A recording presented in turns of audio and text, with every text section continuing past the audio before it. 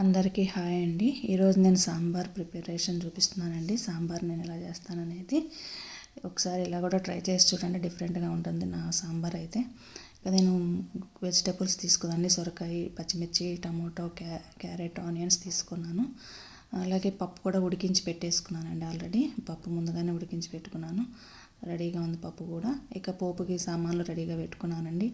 ఆవాలు, మెంతులు, 4 లవంగాయలు పెట్టుకున్నానండి. నేను ఇవే పోపుకు వాడతానండి. ఇక జీలకర్ర అవేమీ వాడను. ఇక కూరగాయలను కూడా శుభ్రంగా పీల్ చేసుకొని రెడీగా పెట్టుకున్నానండి. కట్ చేసుకొని ఇక సాంబార్కి రెడీగా ఉన్నాయి. ఇక ప్రాసెస్ స్టార్ట్ చేయటమేనండి. ఇక ముందుగా నేను గిన్నె పెట్టుకొని ఆయిల్ వేసుకున్నానండి. ఆయిల్ వేడెక్కిన తర్వాత నేను ఏవైతే తీసుకున్నానో ఆవాలు, మెంతులు, లవంగాలు ఇవి మాత్రమే వేస్తాను. నేను వేరే ఏమి వేయను పోపులో. సాంబార్కి మాత్రం నేను ఇవే వాడుకుంటాను. వీటితో ఫ్లేవర్ చాలా బాగుంటుందండి. ఇంకా సాంబార్ పౌడర్ వాడాల్సిన అవసరమే ఉండదండి. నేనైతే ఎప్పుడు అసలు సాంబార్ పౌడర్ నా దగ్గర ఉండదు. నేను వీటితో ఫ్లేవర్ చాలా బాగుంటుందండి. అలాగే అవి వేగిన తర్వాత అల్లం వెల్లుల్లి పేస్ట్ వేసానండి. 1 స్పూను అల్లం వెల్లుల్లి పేస్ట్ వేస్తే చాలా బాగుంటుందండి. ఒకసారి ఇలా కూడా ట్రై చేసి చూడండి. అది పచ్చివాసన పోయే వరకు వేయించుకోండి. అసలు అల్లం వెల్లుల్లి వేగుతుంటే వచ్చే ఫ్లేవర్ అయితే చాలా బాగుంటుందండి. అసలు సాంబార్లో ఆయిల్లో వేగిపోయిందండి. ఇక వేగిపోయిన తర్వాత నేను కరివేపాకు వేసుకున్నానండి. కరివేపాకు కూడా వేగిపోయిన తర్వాత ఇక నేను కట్ చేసి పెట్టుకున్న కూరగాయ ముక్కలు వేసేసుకుంటున్నానండి. కూరగాయలు అయితే మేము కొంచెం ఎక్కువే వాడతామండి. సాంబార్లో కూరగాయ ముక్కలు ఎక్కువ కనపడతాయి మాకు అలా తినడమే ఇష్టం కాబట్టి మేము ఎక్కువ కూరగాయలు వేసుకుంటామండి సాంబార్లో. ఇక తర్వాత ఈ కూరగాయ ముక్కలు వేసుకున్న తర్వాత పసుపు వేసుకున్నానండి. ఇక అలాగే దాంతోపాటు సాల్ట్ కూడా వేసేసుకుంటున్నాను. ఒకసారి కలిపేసుకుంటే సరిపోద్దండి. కారం కూడా వేసుకున్నాండి. ఈ కారం, ఉప్పులు కానీ తెలిసిందే కదండి. మనకి ఎంత కావాలో అంతే వేసుకుంటాం మన టేస్ట్కి తగ్గట్టు. ఈ కూరగాయ ముక్కలను కలుపుకొని కొంచెం ఉడికితే బాగుంటుందండి. కొంచెం ఉడికించుకున్న తర్వాతనే నేను వాటర్ పోస్తానండి. ఇదైతే ఆమ్చూర్ పౌడర్ అండి. ఇందులో నేను చింతపండు పులుసు వేయనండి. ఆమ్చూర్ పౌడర్ అండి. సమ్మర్లో చేసి పెట్టుకుంటాను.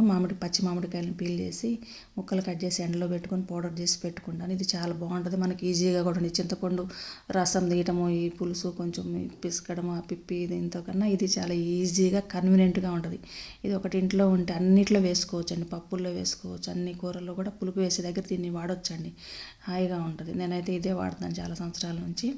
నాకైతే బాగుంది, కన్వీనియంట్గా. హెల్త్ పరంగా కూడా చింతపండు అంతా అవాయిడ్ చేయమంటున్నారు కాబట్టి ఇక ఇది బాగుంటుందని చెప్పి ఇదే వాడుతున్నాము. ఈజీగా ఉంటుందని కూడా ఒకటి. ఇక అలా కలిపేసుకున్నానండి. ఇక కలిపేసి కొంచెం ముక్కలు మగ్గే వరకు ఉంచుకుంటానండి. మరి ఏమంటే వాటర్ పోయిను. ఒక 5 నిమిషాలన్నా సిమ్లో పెట్టి ఉడికించుకుంటానండి ముక్కల్ని.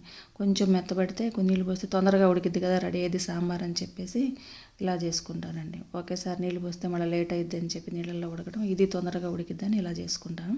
మనకి ఎన్ని నీళ్ళు కావాలో అన్ని పోసుకుంటే సరిపోద్దండి. క్వాంటిటీని బట్టి మనకి వాటర్ ఎంత కావాలో అంత పోసుకోవచ్చు. పప్పు కూడా మనకి పెట్టే క్వాంటిటీకి తగ్గట్టుగా పప్పును కూడా రెడీ చేసుకోవచ్చు.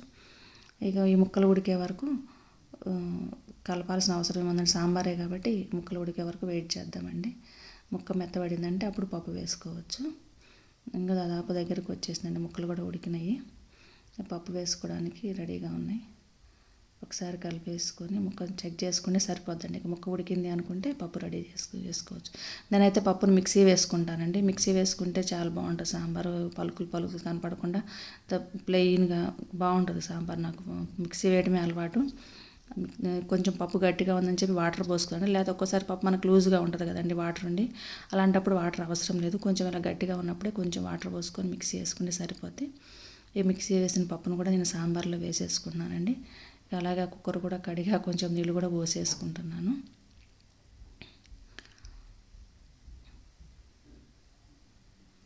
ఒకసారి పప్పును కలిపేసుకుంటే అయిపోద్దండి. పప్పు వేసాం కాబట్టి కొంచెం మిక్సీ పట్టింది కదా, కొంచెం గట్టిగా అనిపించింది. కలుపుకుంటే 1 నిమిషం అట్లా కలిపితే మొత్తం మెల్ట్ అయిపోద్ది పప్పు వాటర్లో. ఇక కలిపేసుకొని కొంచెం మళ్ళీ ఒక 5-10 నిమిషాలు ఉడికించుకుంటే సరిపోద్దండి. మళ్ళీ పప్పు వేసిన తర్వాత కొంచెం వాటర్ కూడా పోసాం కాబట్టి ఉడికించుకుంటే సరిపోతుంది. ఇక సాంబార్ రెడీ అయిపోయిందండి. చివరిగా కొత్తిమీర వేసుకోవాలని నా క్లిప్పింగ్ మర్చిపోయాను. కొత్తిమీర వేసుకొని దించేసుకోవడం. Thank you.